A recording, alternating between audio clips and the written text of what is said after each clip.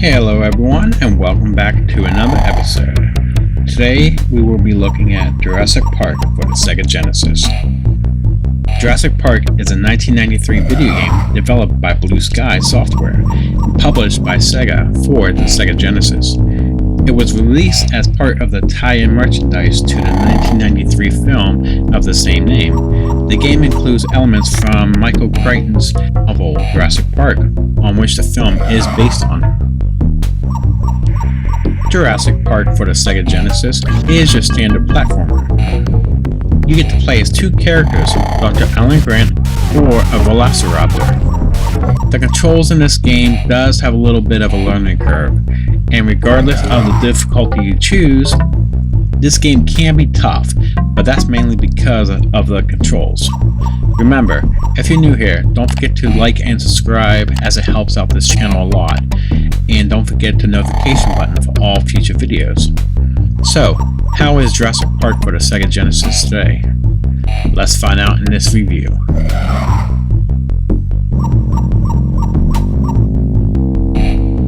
Since there are basically two different games in this title, the Raptor game and the Grant game, there are going to be two different stories.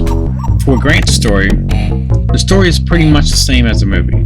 You're touring through the park at nighttime when all of a sudden the power to everything goes out. Your car stops right next to the T-Rex area and all the fences are down. The T-Rex breaks free, demolishes your car, and Grant is trying to get off the island without getting mauled by dinosaurs. As for the Raptor story, you get to play as a raptor, and during the power outage, he breaks free from his cage and he heads out and searches for Dr. Grant. The Velociraptor, for some reason, is following Dr. Grant all over the island so he can kill him. It's kind of a nice touch on being the raptor and journeying through the park through the raptor's eyes.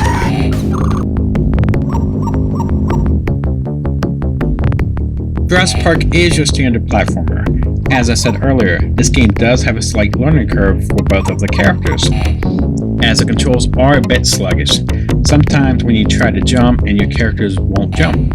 When running, once you stop your character, it sometimes continues to move forward, and when trying to climb a ladder, it can be a pain, as you have to be in the perfect alignment with it. Grant has access to some weapons, like a stun gun, smoke grenades, tranquilizer, and a rocket launcher.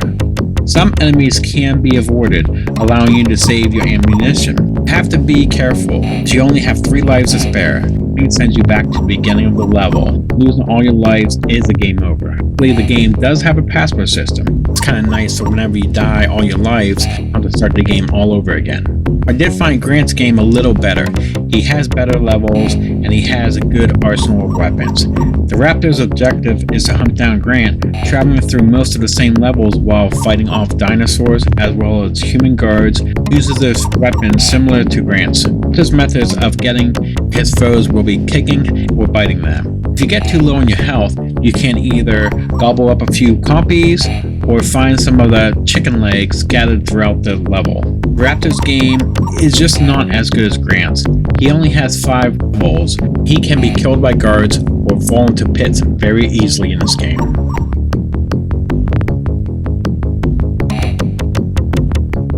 Graphics in this game are really well done. The jungle looks like a huge, atrocious jungle. The pump station looks like an abandoned sewer system, and the other levels are also done very well. The final stage in the visitor center looks a lot like it did in the movie, down to the 2 huge skeletons of the T-Rex or the Brachiosaurus, and the large banner marked "When Dinosaurs Ruled the Earth." Character designs and animations are great. Yeah, the dinosaurs look exactly like they did in the movie. Raptors look like they did in the film. The Dilophosaurus, very well detailed, right down to the multicolored frills around their necks.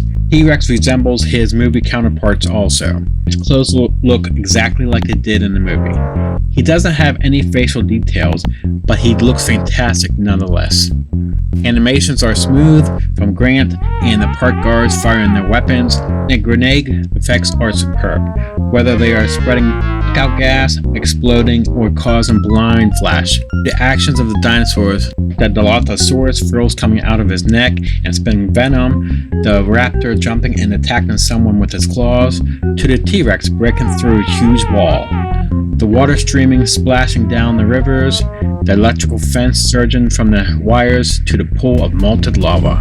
There aren't a lot of cutscenes in this game, but when they are seen, they are great. The game's introduction was one of the coolest of any game at the time.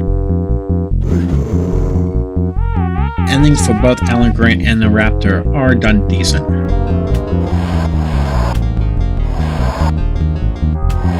Sound effects and music are above average. The explosions of the rocket launchers and grenades sound like explosions. The electrical stream of the stun gun sounds electrical.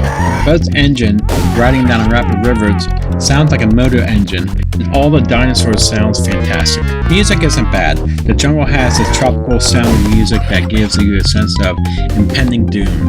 The pump station has grim music, and the music of the visitor center sounds very doom impending, adventurous and suspenseful, all at once.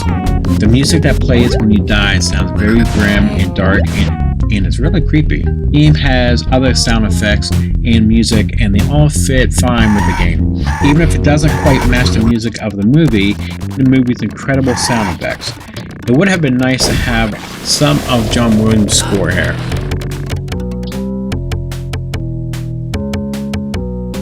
Jurassic Park could have been a really good game. The game does have some flaws. Would have been nice to have a few more variety of dinosaurs. Especially would have some supporting characters in the game like Ellie Sattler, Ian Malcolm, Tim Murphy, and Lex Murphy. John Williams' score is sorely missed, and a little bit more variety of dinosaurs and weapons would have been nice. The game is pretty short, and there's no checkpoints in the level, so if you die, you have to start all the way at the beginning of each stage. The controls are really sluggish. It does have a learning curve for your characters. Because of the controls, it does make the game extremely difficult and frustrating. There are a few good points for the game. The game does have great graphics, a moody atmosphere, plenty of suspense, good sound effects and music, and it does have a password system so you don't have to start from the beginning all the time. Like I said, the controls just make this game so frustrating. I really wanted to like this game, but I just didn't have that much fun with it. If you're a fan of the movie and you come across this game really cheap, I would say maybe buy it. But other than that, I wouldn't pay too much for this. Jurassic Park for the SEGA Genesis gets a 2 out of 5. So what did you think about Jurassic Park for the SEGA Genesis? Please leave comments below and share your thoughts. That will do it for this episode, and as a reminder, there will be a new episode on Fridays. And I will be doing live streams throughout the week, mostly games from the Xbox or the Nintendo Switch. Okay, I want to thank you for watching, and if you like this video, please give it a thumbs up for your support, and don't forget to subscribe. Thank you so much for watching, and have a great rest of your day.